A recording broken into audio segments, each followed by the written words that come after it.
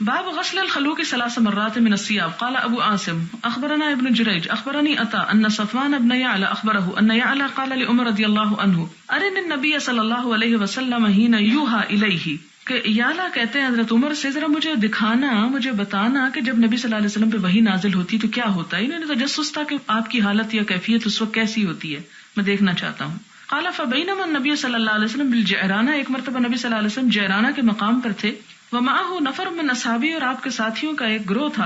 جاءه رجل، ایک شخص آیا. فقال، کہنے لگا، یا رسول اللہ کیف ترى في رجل احرم بعمرة، آپ کا کیا خیال ہے اس شخص کے بارے میں کہ جس نے عمرے کا احرام پہنا ہو. وهو متدمخ، اور وہ لتڑا ہوا ہو، بطیب، خوشبو میں، یعنی اس نے خوب خوشبو لگا رکھی ہو. فسکت نبی صلی اللہ علیہ وسلم، نبی صلی اللہ علیہ وسلم خاموش ہو گئے. ساعتاً، کچھ دیر. فجاءه الوحی، آپ پہ وحی آئی. فاشار عمر رضی اللہ عنہ، حضرت عمر نے اشارہ کیا الی یعلا، یعلا کی طرف کہ دیکھو یہ ہے وحی کی کیفیت، کیونکہ انہوں نے کہا تھا کہ مجھے بتائیے. فجاء یعلا وعلی رسول اللہ صلی اللہ علیہ وسلم ثوب، یعلا آئے اور نبی صلی اللہ علیہ وسلم کے اوپر ایک کپڑا تھا. قد اذل به، جس سے آپ پہ سایہ کیا گیا تھا. فادخل رأسه، تو آپ نے اپنا سر داخل کیا. فاذا رسول اللہ صلی اللہ علیہ وسلم محمر الوجہ، یعنی اس شخص نے، یعلا نے آ کے اس کپڑے کے اندر جھانک کے دیکھا تو نبی صلی اللہ علیہ وسلم کا چہرہ سرخ تھا. وہو یغط، اور ایسا لگ رہا تھا جیسے خراٹے لے رہے ہوں. ثم سری عنہ، پھر آپ کی حالت ختم ہو گئی ہے، یعنی وہ سرخی چہرے کی اور وہ خاص آواز. فقال این الذی سأل عن العمرہ، آپ نے پوچھا کہاں ہے وہ شخص جس نے عمرے کے بارے میں سوال کیا. اب آپ دیکھیں کہ پھر یہاں سے یہ پتا چلتا ہے کہ حدیث کا سورس کیا تھا، وہی تھی، کیونکہ یہ آیت قرآن میں تو آپ نے کہیں نہیں پڑھی.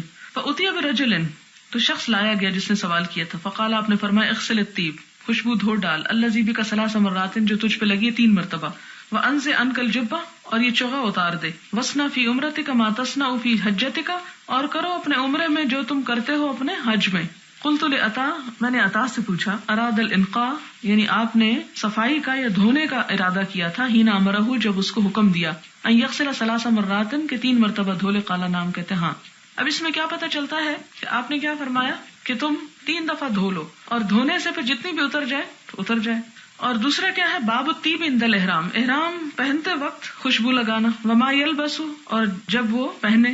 اذا اراد ان یحرم، جب ارادہ کرے کہ احرام باندھے. ویترجل، کنگھی کرے. ویدہن، تیل لگائے. یعنی کیا یہ سب کام درست ہیں. وقال ابن عباس رضی اللہ عنہما یشم المحرم الریحانہ، ابن عباس کہتے ہیں کہ احرام والا خوشبو کا پھول سونگھ سکتا ہے. ریحان خوشبودار پھول کے لیے ہے.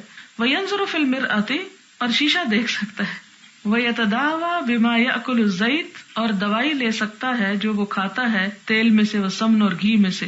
مثلا گھی اور تیل کے ساتھ جو دوائی وہ لیتا ہے، جیسے اب بھی بعض حکیمی دوائیاں جو کہتے ہیں کہ ان کو مکھن کے ساتھ کھائیں یا کچھ، تو یہ بھی کر سکتا ہے. اس سے مراد یہ کہ اور بھی اس قسم کی جو دوائی کسی کی ہیبٹ ہے یا عادت ہے لینے کی، تو وہ لے سکتا ہے. وقال عطا، اور عطا کہتے ہیں یتختم، ختم خاتم کہتے ہیں نا انگوٹھی کو، انگوٹھی پہن سکتا ہے. ویلبس الہمیان، اور اپنا بیلٹ باندھ سکتا ہے. ہمیانی کہتے ہیں بیلٹ کو. تو ابھی آپ نے لوگوں کو دیکھا ہوگا اپنے پاسپورٹ وغیرہ بیلٹ میں باندھے ہوئے ہوتے ہیں. وطاف ابن عمر رضی اللہ عنہما، اور ابن عمر رضی اللہ تعالیٰ عنہ نے طواف کیا. وہ محرم، اور وہ احرام کی حالت میں تھے. وقد حزم علی بطنہ بثوب، تو انہوں نے اپنے پیٹ کے اوپر ایک کپڑا باندھ رکھا تھا، یعنی ایک طرح سے بیلٹ باندھ رکھی تھی. ولم تر عائشہ رضی اللہ تعالیٰ عنہ بالتبان بأسا، اور حضرت عائشہ رضی اللہ تعالیٰ عنہ نے ان لوگوں کے لیے جانگیاں پہننے میں بھی کوئی حرج نہیں دیکھا. للذین یرحلون ہودجہا، جو ان کے ہودج کو کسا کرتے تھے، یعنی ایسا شخص جو مزدوری کرنے والا ہو. آپ کو معلوم ہے نا کہ وہ اونٹ کی سواری خواتین کے لیے کیسی ہوتی تھی، اور وہ واقعہ بھی یاد کر لیں جب حضرت عائشہ کا ہار گما تھا اور تمام واقعات. اس میں آپ دیکھیں کہ وہ جس طرح ڈولی ہوتی ہے نا ہمارے ہاں جو دلہنوں کو، اب تو وہ نہیں رہی، لیکن یہ ہے کہ شاید کہیں دیکھی ہو آپ نے، ڈولی کی طرح ہی کجاوا بھی نیچے پہلے رکھا جاتا ہے، عورتیں اس پہ بیٹھ جاتی ہیں، پھر کچھ لوگ اٹھا کے اس کو کیا کرتے ہیں، اونٹ پر رکھتے ہیں. اب ایک شخص جس نے احرام پہنا ہو تو ہو سکتا ہے اسے یہ ڈر ہو کہ یہ کجاوا اوپر رکھتے اور اوپر سے نیچے اتارتے کہیں اٹک کے کھل ہی نہ جائے. تو ایسے لوگ احتیاطاً اگر اپنے سطر کو چھپانے کے لیے کوئی اور لباس نیچے سے عذراً پہن لیں تو حضرت عائشہ اس کی اجازت دیتی تھی، وہ کہتی تھی کوئی حرج نہیں ہے. اور اسی سے پھر گھڑی اور اینک اور انگوٹھی، یہ سب کچھ اسی میں شامل ہو جاتا ہے. اب اسی طرح یہ ہے کہ اگر کسی کو کوئی دوا کھانی ہے تو بھی، لگانی ہے تو بھی. پھر اسی طرح اگر کسی کا ناخن ٹوٹ جاتا ہے تو اس ناخن کو اتارا جا سکتا ہے، یہ نہیں کہ وہ لٹکا رہے اور انسان اذیت اٹھاتا رہے. پھر اسی طرح یہ ہے کہ دانت نکلوانا ہو، اگر کسی کو تکلیف ہو جائے تو وہ بھی نکلوا سکتا ہے. اسی طرح نہا سکتا ہے، کپڑے چینج کر سکتا ہے.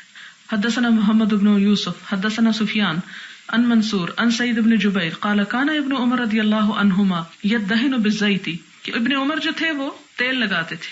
فذکرتہ لابراہیم، میں نے ابراہیم سے اس کا ذکر کیا نخی سے. فقال ما تصنع بقولہ، تو انہوں نے کہا کہ تم ان کی بات کو کیا کرو گے. حدثني الاسود عن عائشہ رضی اللہ عنہا قالت کانی انظر الى وبیس الطیب فی مفارق رسول اللہ صلی اللہ علیہ وسلم، یعنی تم ابن عمر کی بات کرتے ہو. دیکھو حضرت عائشہ کی روایت ہے میرے پاس جس میں وہ کہتی ہیں کہ گویا کہ میں دیکھ رہی ہوں حضور صلی اللہ علیہ وسلم کی خوشبو کے نشان ان کی مانگ میں. مفارق مانگ، وہ محرمن، اور وہ احرام کی حالت میں تھے. اچھا، اب یہ ہے کہ ایک میں آپ نے منع کیا اور دوسرے میں آپ نے لگایا اور لگانے کی اجازت دی. کہتے ہیں کہ یہ جو پہلی حدیث ہے یہ 8 ہجری کا واقعہ ہے اور دوسری 10 ہجری کا، یعنی حجۃ الوداع میں آپ نے خوشبو لگائی. اس لیے کہتے ہیں کہ جو عمل آپ کا بعد کا تھا وہ حجت ہے اور جو پہلے کا تھا وہ چھوڑ دیا جائے گا. یعنی نیت کرنے سے پہلے جو خوشبو لگائی جاتی ہے اگر وہ جسم پر ٹھہر جائے تو اس میں حرج نہیں ہے. احرام پہننے کے بعد خوشبو نہیں لگا سکتے. حدثنا عبداللہ ابن یوسف اخبرنا مالک عن عبد الرحمن ابن القاسم عن ابیہ عن عائشہ رضی اللہ عنہا زوج النبی صلی اللہ علیہ وسلم قالت کنت اطیب رسول اللہ صلی اللہ علیہ وسلم الاحرامی. حضرت عائشہ کہتی ہیں میں خوشبو لگاتی تھی نبی صلی اللہ علیہ وسلم کو احرام کے لیے. حین یحرم، جب احرام باندھتے تھے، ولحلہ، اور اسی طرح کب خوشبو لگاتی تھی جب آپ احرام کھولتے تھے، قبل ان یطوف بالبیت، اس سے پہلے کہ آپ طواف زیارت کریں. حج کا دوسرا بڑا رکن ہے نا طواف زیارت. تو اس سے کیا پتہ چلتا ہے کہ احرام کا آدھا حصہ کب کھل جاتا ہے، یعنی باقی مناسک حج ادا کرنے کے بعد طواف سے پہلے. اور پوری طرح حلال انسان کب ہوتا ہے جب وہ طواف بھی کر چکا ہوتا ہے. باب من احل ملبدن، ملبد کہتے ہیں اس شخص کو جو اپنے بال جما لے، یعنی تیل کے ساتھ، یا جیسے اس زمانے میں لوگ جو تھے گوند لگا کے چپکا لیتے تھے، یا اسی طرح کوئی اور چیز. اب بھی بہت ساری چیزیں ہیں جن سے آپ بالوں کو سیٹ کر سکتے ہیں، مختلف سمتوں پہ ٹھہرا سکتے ہیں. تو اگر کوئی شخص اپنے بالوں کو، جس کے اڑنے والے بال ہوں اور اسے یہ معلوم ہو کہ مجھے مشکل ہوگی، تو ان کو جما کے اگر کوئی چیز لگا کے کرتا ہے عمرہ یا حج تو کوئی حرج نہیں. حدثنا اسبغ اخبرنا ابن وهب عن يونس عن ابن شهاب عن سالم عن ابي رضی اللہ عنہ قال سمعت رسول اللہ صلی اللہ علیہ وسلم يهل ملبدا. وہ کہتے ہیں کہ میں نے نبی صلی اللہ علیہ وسلم کو بال جمائے ہوئے لبیک پکارتے دیکھا. باب الاحلال عند مسجد ذی الحلیفہ. حدثنا علی بن عبد اللہ حدثنا سفیان حدثنا موسى بن عقبہ سمعت سالم بن عبد اللہ قال سمعت ابن عمر رضی اللہ عنہما وحدثنا عبد الله بن مسلمہ عن مالک عن موسى بن عقبہ عن سالم بن عبد اللہ انه سمع اباه يقول ما احل رسول اللہ صلی اللہ علیہ وسلم الا من عند المسجد، یعنی مسجد ذی الحلیفہ. باب ما لا يلبس المحرم من الثياب، محرم کون سے کپڑے نہیں پہن سکتا. ما لا، جو نہیں، يلبس پہنے گا، المحرم محرم، من الثياب کپڑوں میں سے. حدثنا عبداللہ بن یوسف اخبرنا مالک عن نافع عن عبداللہ بن عمر رضی اللہ عنہما ان رجلا قال یا رسول اللہ ما يلبس المحرم من الثياب. آپ صلی اللہ علیہ وسلم سے پوچھا گیا، ایک شخص نے آ کے پوچھا کہ محرم کون سا لباس پہنے گا. قال رسول اللہ صلی اللہ علیہ وسلم، نبی صلی اللہ علیہ وسلم نے فرمایا لا يلبس القمص، قمیصیں نہیں پہنے گا، ولا الامائم، اور نہ امامہ، ولا السراویلات، نہ شلوار، ولا البرانس، اور نہ برنس، یعنی اوپر کا کوٹ، ولا الخفاف، اور نہ موزے، الا احد، مگر ایک، لا یجد النعلین، کہ اگر وہ نہ پائے کیا، جوتیاں، تو وہ کیا کرے گا، فیلبس خفین، تو خفین پہن لے گا، یعنی موزے پہن لے گا. کس طرح پہنے گا، ولیقطعہما اسفل من الکعبین، ٹخنوں کے نیچے تک ان کو کاٹ ڈالے گا. یعنی جیسے جراب ہے تو اگر اس کو ٹخنے کے نیچے والے حصے تک صرف رکھا جائے، جیسے کھلے شوز ہوتے ہیں اور بعض اوقات ایسی جرابیں ملتی بھی ہیں، اگر اسی طرح موزے وغیرہ ہیں تو وہ بھی پہن سکتے ہیں. یعنی اصل بات یہ ہے کہ ٹخنے ننگے ہونے چاہیے. ولا تلبسوا من الثياب شيئا، اور نہ پہنو کپڑوں میں سے کوئی چیز مسہ ہو کہ مس کیا اس کو زعفران نے، او ورس، یا ورس، یہ بھی خوشبو کا نام ہے. یعنی جسم پہ خوشبو لگا سکتے ہو لیکن احرام کے کپڑے کو خوشبو نہ لگاؤ یا اسے کلر نہ کرو، کیونکہ زعفران سے رنگا بھی جاتا تھا. لیکن یہ عورتوں کے لیے نہیں، مردوں کے لیے. باب الرکوب والارتداف فی الحج، سواری پر حج کرنا اور سواری پہ ایک دوسرے کے ساتھ بیٹھنا، جیسے ردیف ہو کر، ارتداف مانا ہے. حدثنا عبداللہ ابن محمد، یعنی آگے پیچھے ہو کے بیٹھنا. حدثنا وہب ابن جریر حدثنا ابی عن یونس الایلی عن الزہری عن عبید اللہ ابن عبداللہ عن ابن عباس رضی اللہ عنہما ان اسامہ رضی اللہ عنہ کانا ردف رسول اللہ صلی اللہ علیہ وسلم من عرفۃ الی المزدلفہ. اسامہ جو تھے حضرت زید کے بیٹے، جو آپ کو بہت پیارے تھے، وہ نبی صلی اللہ علیہ وسلم کے پیچھے بیٹھے ہوئے تھے یا ساتھ بیٹھے ہوئے تھے عرفات سے مزدلفہ جاتے وقت. ثم اردف الفضل من المزدلفہ الی منی، اور پھر فضل بن عباس جو تھے وہ مزدلفہ سے منی تک ساتھ بیٹھے. قال فکلاہما قال، دونوں کہتے ہیں لم یزل النبی صلی اللہ علیہ وسلم یلبی، کہ نبی صلی اللہ علیہ وسلم مسلسل لبیک پڑھتے رہے، حتی رما جمرۃ العقبہ، یہاں تک کہ آپ نے جمرہ عقبہ پر کنکریاں ماری.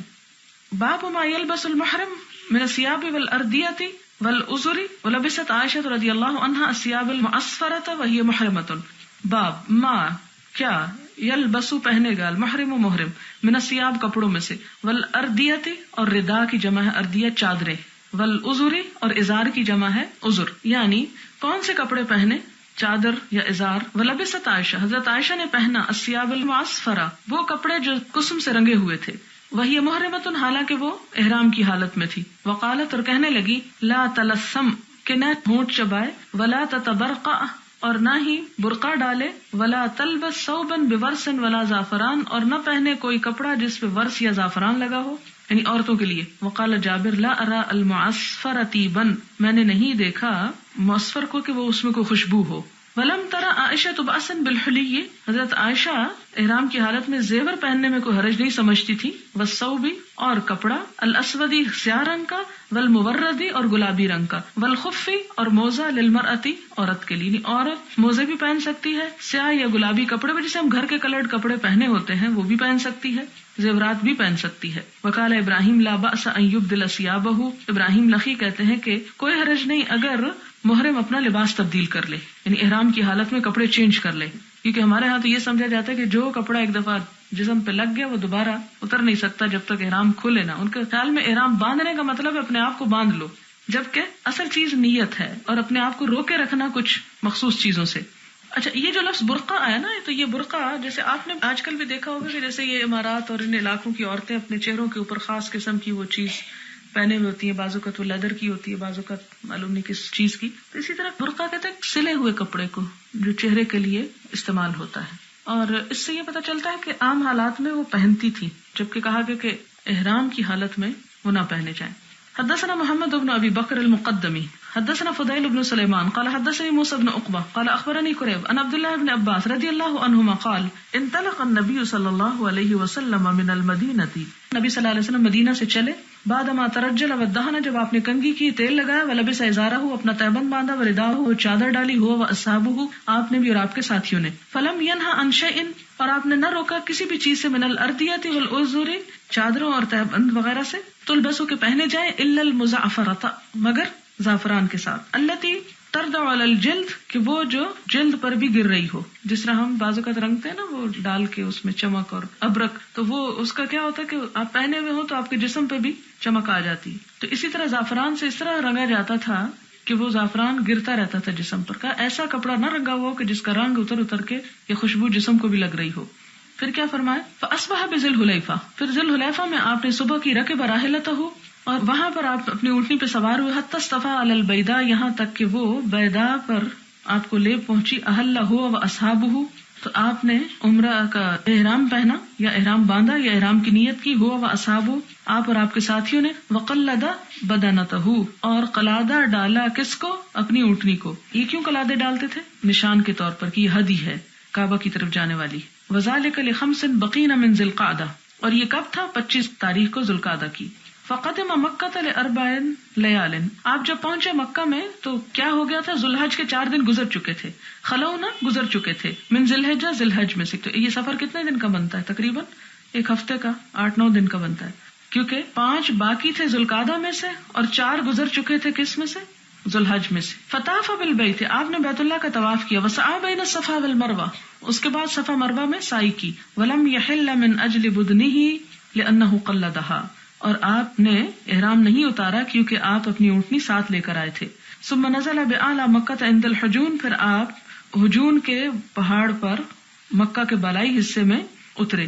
وہ محل بالحج اور وہ حج کا احرام باندھ رہے تھے. ولم یقرب الکعبہ بعد طوافہ بہا حتی رجع من عرفہ اور آپ نے دوبارہ کعبہ کا طواف نہ کیا جب تک کہ آپ عرفہ سے واپس نہ لوٹے. وامر اصحابہ ان یطوفوا بالبیت اور آپ نے اپنے صحابہ کو حکم دیا کہ وہ بیت اللہ کا طواف کریں اور بین الصفا والمروہ صفا اور مروہ کا. ثم یقصر من رؤوسہم اور وہ کیا کریں چھوٹے کرائیں اپنے بال. ثم یحلوا پھر وہ احرام کھول دیں. وذالک لمن لم یکن معہ بدنۃ اور یہ اس شخص کے لیے جس کے ساتھ اس کی ہدی نہ ہو قلدہا جس کو اس نے ہار پہنایا ہوا ہو. ومن کانت معہ امرأتہ فہی لہ حلال اور جس کی بیوی اس کے ساتھ ہو وہ اس کے لیے حلال ہے. والطیب خوشبو بھی والثیاب اور عام لباس پہننا یہ سب کچھ جائز ہے. اس سے ایک اہم بات یہ پتہ چلتی ہے کہ اگر کوئی شخص حج قران کر رہا ہے تو اس صورت میں کیا کرے گا؟ وہ جا کر طواف وغیرہ کر لے گا اور اس کے بعد احرام نہیں کھولے گا جب تک کہ وہ عرفات وغیرہ سے واپس نہ آ جائے. جب وہ واپس آئے گا تو اس کے بعد وہ پھر طواف کر کے اور سعی کر کے پھر احرام کھولے گا. لیکن آپ صلی اللہ علیہ وسلم صحابہ کرام کو کیا حکم دیا کہ جا کے عمرہ کر لے، عمرہ کر کے احرام کھول دے اور پھر دوبارہ احرام پہن کے حج کر کے دوبارہ حلال ہو. باب من بات بذی الحلیفۃ، باب من باتا جس نے رات گزاری بذی الحلیفۃ ذو الحلیفہ میں، حتی اصبح یہاں تک کہ صبح ہو گئی. قالہ ابن عمر رضی اللہ عنہما عن النبی صلی اللہ علیہ وسلم، ابن عمر رضی اللہ تعالی عنہ نے یہ بات نبی صلی اللہ علیہ وسلم سے روایت کی ہے. حدثنا عبداللہ بن محمد حدثنا ہشام بن یوسف اخبرنا ابن جریج حدثنی ابن المنکدر عن انس بن مالک رضی اللہ عنہ قال صلی النبی صلی اللہ علیہ وسلم بالمدینۃ اربعا، کہ نبی صلی اللہ علیہ وسلم نے مدینہ میں 4 رکعتیں نماز پڑھی یعنی ظہر کی. وبذی الحلیفۃ رکعتین، اور ذی الحلیفہ میں 2 رکعتیں پڑھی کیونکہ سفر شروع ہو چکا تھا نا آپ کا تو اثر پڑی. ثم باتا، پھر آپ نے رات گزاری، حتی اصبح یہاں تک کہ صبح ہو گئی، بذی الحلیفۃ ذو الحلیفہ ہی میں. فلما رکب راحلتہ، پھر جب آپ سوار ہوئے اپنی اونٹنی پر، واستوت بہ، اور وہ آپ کو لے کر سیدھی ہوئی، استوا مساوی سے برابر یعنی ہموار ہوئی، بالکل سیدھی ہو گئی. احلّا، تو آپ نے لبیک کہی. اس سے کیا پتہ چلتا ہے کہ مدینہ سے آپ حج کی نیت سے نکلے تھے، ذو الحلیفہ میں آ کے آپ نے آرام کیا، پوری رات رہے، پھر وہاں سے صبح احرام پہن کے چلے، تو ایسا کرنا درست ہے. حدثنا قتیبہ حدثنا عبد الوہاب حدثنا ایوب عن ابی قلابہ عن انس بن مالک رضی اللہ عنہ ان النبی صلی اللہ علیہ وسلم صلی الظہر بالمدینۃ اربعا، کہ نبی صلی اللہ علیہ وسلم نے مدینہ میں ظہر کی نماز 4 رکعتیں پڑھی. وصلی العصر بذی الحلیفۃ رکعتین، اور عصر کی نماز ذو الحلیفہ میں 2 رکعتیں پڑھی. قال واحسبہ بات بہا حتی اصبح، اور میں سمجھتا ہوں کہ انہوں نے وہاں رات گزاری یہاں تک کہ صبح ہو گئی. باب رفع الصوت بالاحلال، رفع الصوت آواز بلند کرنا، بالاحلال لبیک کہتے ہوئے، تلبیہ پڑھتے ہوئے، یعنی اونچی آواز سے پڑھنا چاہیے، یا ابتدا میں جب آپ نیت کریں تو پکار کے کریں تاکہ پتہ چلے سب کو کہ شروع ہو گیا. حدثنا سلیمان بن حرب حدثنا حماد بن زید عن ایوب عن ابی قلابۃ عن انس رضی اللہ عنہ قال صلی النبی صلی اللہ علیہ وسلم بالمدینۃ الظہر اربعا، کہ نبی صلی اللہ علیہ وسلم نے مدینہ میں ظہر کی 4 رکعتیں پڑھی. والعصر بذی الحلیفۃ رکعتین، اور عصر ذو الحلیفہ میں 2 رکعتیں. وسمعتهم یصرخون بہما جمیعا، اور میں نے ان کو سنا کہ بلند آواز سے پکار کر ان دونوں کا نام لے رہے تھے، یعنی حج اور عمرہ مراد ہے یہاں، بہما سے مراد حج اور عمرہ، یعنی لبیک حجا و عمرتن. یہ اس لیے کہ اس سے یہ پتہ چلتا ہے کہ ان کی نیت کیا تھی. اگر کوئی شخص صرف عمرے پہ جا رہا ہے تو لبیک عمرتن، اگر صرف حج کرنے جا رہا ہے تو لبیک حجن، اور اگر دونوں ہی کا ارادہ ہے تو لبیک حجن و عمرتن. باب التلبیتی، یعنی تلبیہ لبیک پڑھنا. حدثنا عبداللہ بن یوسف اخبرنا مالک عن نافع عن عبداللہ بن عمر رضی اللہ عنہما ان تلبیۃ رسول اللہ صلی اللہ علیہ وسلم، کہ نبی صلی اللہ علیہ وسلم کا تلبیہ پکارنا کیا تھا؟ لبیک اللہم لبیک، حاضر ہوں اے رب حاضر ہوں. لبیک لا شریک لک لبیک، حاضر ہوں نہیں تیرا کوئی شریک، حاضر ہوں. ان الحمد، یقیناً حمد و ثنا، تعریف، والنعمت، اور نعمت، لکا تیرے ہی لیے ہے، والملک، اور بادشاہت، لا شریک لک تیرا کوئی شریک نہیں. حدثنا محمد بن یوسف حدثنا سفیان عن الاعمش عن عمارہ عن ابی عطیہ عن عائشہ رضی اللہ عنہا قالت انی لاعلم کیف کان النبی صلی اللہ علیہ وسلم یلبی. حضرت عائشہ کہتی ہیں کہ میں جانتی ہوں کہ نبی صلی اللہ علیہ وسلم کس طرح تلبیہ پڑھا کرتے تھے. کیسا تھا؟ لبیک اللہم لبیک، لبیک لا شریک لک لبیک، ان الحمد والنعمت لک. حضرت عائشہ کی روایت میں والنعمت لک تک ہے، اس کا مطلب ہے کہ مختصر پڑھنا بھی جائز ہے. تابع ابو معاویہ عن الاعمش وقال شعبہ اخبرنا سلیمان سمعت خیثمہ عن ابی عطیہ سمعت عائشہ رضی اللہ عنہا. باب التحمید والتسبیح والتکبیر قبل الاحلال، یعنی لبیک کہنے سے پہلے الحمدللہ، سبحان اللہ اور اللہ اکبر کہنا. عند الرکوب علی الدابۃ، سواری پر سوار ہوتے وقت، یعنی لبیک سے پہلے الحمدللہ، سبحان اللہ، اللہ اکبر، یعنی جب سواری پہ بیٹھے تو یہ پڑھ لیں. حدثنا موسى بن اسماعیل حدثنا وهيب حدثنا ایوب عن ابی قلابۃ عن انس رضی اللہ عنہ قال صلی رسول اللہ صلی اللہ علیہ وسلم ونحن معه بالمدینۃ الظہر اربعا والعصر بذي الحليفة ركعتين ثم بات بها حتى أصبح ثم ركب حتى استوت به على البيداء حمد الله وسبح وكبر. یعنی یہاں کیا پتہ چلتا ہے کہ ثم ركب، آپ سوار ہوئے، حتى استوت به، یہاں تک کہ اونٹنی آپ کو سیدھی لے کے کھڑی ہوگی، على البيداء، بیدا پر. تو آپ نے کیا کیا؟ پہلے الحمدللہ پڑھا، پھر سبحان اللہ، پھر اللہ اکبر. ثم احل بحج وعمرۃ، پھر حج اور عمرہ دونوں کو پکارا، یعنی ان کی نیت کی. واحل الناس بہما، اور لوگوں نے بھی ساتھ ایسا ہی کیا. فلما قدمنا امر الناس، جب ہم آئے تو لوگوں کو حکم دیا. فحلوا، تو انہوں نے احرام کھول دیا. حلو حلال ہو گئے، یعنی احرام کھول دیا، حرام کا اپوزٹ ہے یہ. حتی کان یوم الترویہ، یہاں تک کہ ترویہ کا دن آ گئے، یعنی 8 تاریخ ذو الحج کی. احلوا بالحج، تو انہوں نے پھر دوبارہ سے حج کا احرام باندھا. قال ونحر النبی صلی اللہ علیہ وسلم بدنات بیدہ قیاما، اور نبی صلی اللہ علیہ وسلم نے اونٹ قربان کیے اپنے ہاتھ سے، قیاما، جبکہ وہ کھڑے تھے.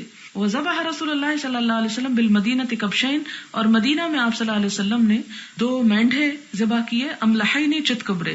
قال ابو عبداللہ کہتے ہیں یعنی امام بخاری، قال بعضهم هذا عن ایوب عن رجل عن انس، یعنی حج کے موقع پہ آپ نے اونٹوں کی قربانی دی، لیکن مینڈوں اور بکروں وغیرہ کی کہاں دی؟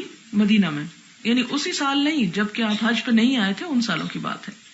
باب من احل حين استوت به راحلته قائمة، جب سواری سیدھی کھڑی ہو اس وقت لبیک کہنا. حدثنا ابو عاصم اخبرنا ابن جریج قال اخبرني صالح بن كيسان عن نافع عن ابن عمر رضي الله عنهما قال احل النبي صلى الله عليه وسلم حين استوت به راحلته قائمة. باب الاحلال مستقبل القبلہ، قبلہ کی طرف منہ کر کے احرام باندھنا. وقال ابو معمر حدثنا عبد الوارث حدثنا ایوب عن نافع قال كان ابن عمر رضی اللہ عنہما اذا صلى بالغداة بذي الحلیفة امر براحلته فرحلت. ابن عمر جو تھے، اذا صلی، جب نماز پڑھ لیتے، بالغداة، صبح کی، بذی الحلیفہ، ذو الحلیفہ میں، امر براحلته، تو حکم دیتے اپنی اونٹنی کو، فرحلت، تو اس پہ پالان رکھ دیا جاتا، ثم رکب، پھر سوار ہوتے. فاذا استوت به، جب ان کو لے کے وہ کھڑی ہو جاتی، استقبل القبلۃ قائما، تو وہ کیا کرتے؟ قبلے کی طرف منہ کر کے رک جاتے، یعنی کھڑے ہو جاتے. یہ نہیں کہ اونٹ کے اوپر کھڑے ہو جاتے، مراد یہ ہے کہ اس اونٹنی کا منہ بھی ادھر کر لیتے. ثم یلبی، پھر تلبیہ کہتے، حتی یبلغ المحرم، یہاں تک کہ وہ حرم پہنچتے. محرم یہاں حرم کے معنی. ثم یمسک، تو تلبیہ کہنا چھوڑ دیتے. حتی اذا جاء ذاتون، یہاں تک کہ جب ذی طوا میں آتے، ایک وادی کا نام ہے، بات بھی، تو وہاں پر رات رک جاتے. بات بیت سے ہوتا ہے، بیت گھر کو کہتے ہیں، اور گھر وہ جگہ جہاں انسان رات گزارتا ہے. حتی یصبح، یہاں تک کہ صبح ہو جاتی. فاذا صلی الغداۃ، جب صبح کی نماز پڑھتے، اغتسل، غسل کرتے، وزعم، اور سمجھتے تھے، ان رسول اللہ صلی اللہ علیہ وسلم فعل ذلك، کہ نبی صلی اللہ علیہ وسلم نے ایسا ہی کیا. تابع اسماعیل عن ایوب فی الغسل، اور ایک اور روایت میں بھی غسل کا ذکر ہے. اس سے مراد یہ کہ مکہ میں داخل ہونے کے لیے پھر وہ دوبارہ غسل کر لیتے، کیونکہ دور سے آتے، کئی دن کا سفر ہوتا، گرمی، دھوپ، مٹی، سفر کی تھکان، تو وہ یعنی عمرہ پھر شروع کرنے سے پہلے نہا لیتے. تو ہمارے ہاں عموماً یہ سوچا جاتا ہے کہ جب احرام پہن لیں تو پھر نہانا مکروہ ہے. حدثنا سلمان بن داود ابو الربیع حدثنا فلیح عن نافع قال كان ابن عمر رضی اللہ عنہما اذا اراد الخروج الى مکہ ادہن بدہن. ابن عمر جو تھے مکہ جانے کا جب ارادہ کرتے تو کیا کرتے؟ تیل لگاتے. لیس له رائحۃ طیبہ، جس کی اچھی خوشبو نہ ہوتی، یعنی جس میں خوشبو نہ ہوتی. ثم یأتی مسجد الحلیفہ، پھر ذی الحلیفہ میں آتے، یعنی اس کی مسجد میں آتے. فیصلی ثم یرکب، نماز پڑھ کر سوار ہوتے. وإذا استوت به راحلته قائمة احرما، یعنی جب اونٹنی کھڑی ہو جاتی تو پھر تلبیہ پڑھتے. ثم قال هكذا رأيت النبي صلی اللہ علیہ وسلم يفعل، اور پھر انہوں نے کہا کیا کہ اسی طرح میں نے نبی صلی اللہ علیہ وسلم کو کرتے دیکھا. باب التلبیۃ اذا انحدر فی الوادی، جب وادی کی طرف اترے، انحدر کا مطلب اوپر سے نیچے آنا، تو اس وقت تلبیہ پڑھنا. یعنی کوئی چڑھائی آئے یا اترائی آئے تو اس وقت تلبیہ پڑھا جائے. لیکن یہ ہے کہ مثلاً اب تو سڑکیں بن گئی نا، تو اس وقت تو اونٹنیوں کے اوپر سفر ہوتا تھا، اور وہ سفر جو تھا اس میں راستے میں بعض اوقات نیچے کو کھڈے کی طرف جانا ہوتا، کیونکہ لیول راستے نہیں تھے. تو میں کہ خاص طور پر جب نیچے کی طرف اونٹنی جا رہی ہوتی تھی تو وہ تلبیہ پڑھ رہے ہوتے تھے. حدثنا محمد بن المثنى قال حدثني ابن ادی عن ابن عون عن مجاہد قال كنا عند ابن عباس رضی اللہ عنہما فذكروا الدجال انه قال مكتوب بين عينيه كافر. ابن عباس سے یہ روایت ہے کہ لوگ ان کے پاس بیٹھے ہوئے تھے تو لوگوں نے دجال کا ذکر کیا کہ حضور صلی اللہ علیہ وسلم نے فرمایا تھا کہ مکتوب لکھا ہوا ہے بین عینیہ، اس کی 2 آنکھوں کے درمیان کیا لکھا ہوا ہے؟ کافرن، کہ وہ کافر ہے. یعنی دجال کی 2 آنکھوں کے بیچ میں گویا پیشانی پر لکھا ہوگا کافر. فقال ابن عباس کہتے ہیں لم اسمعہ، میں نے یہ نہیں سنا، ولکنہ قال، لیکن آپ نے یہ فرمایا تھا کہ اما موسیٰ کانی انظر الیہ، جہاں تک موسیٰ علیہ السلام کا تعلق ہے، گویا کہ میں ان کی طرف دیکھ رہا ہوں، اذا انحدر فی الوادی یلبی، کہ وہ جب وادی میں اترتے ہیں تو تلبیہ پڑھتے ہیں. یہاں کہا جاتا ہے کہ اصل میں عیسیٰ علیہ السلام ہیں مراد، کیونکہ دجال کو عیسیٰ علیہ السلام ہی قتل کرے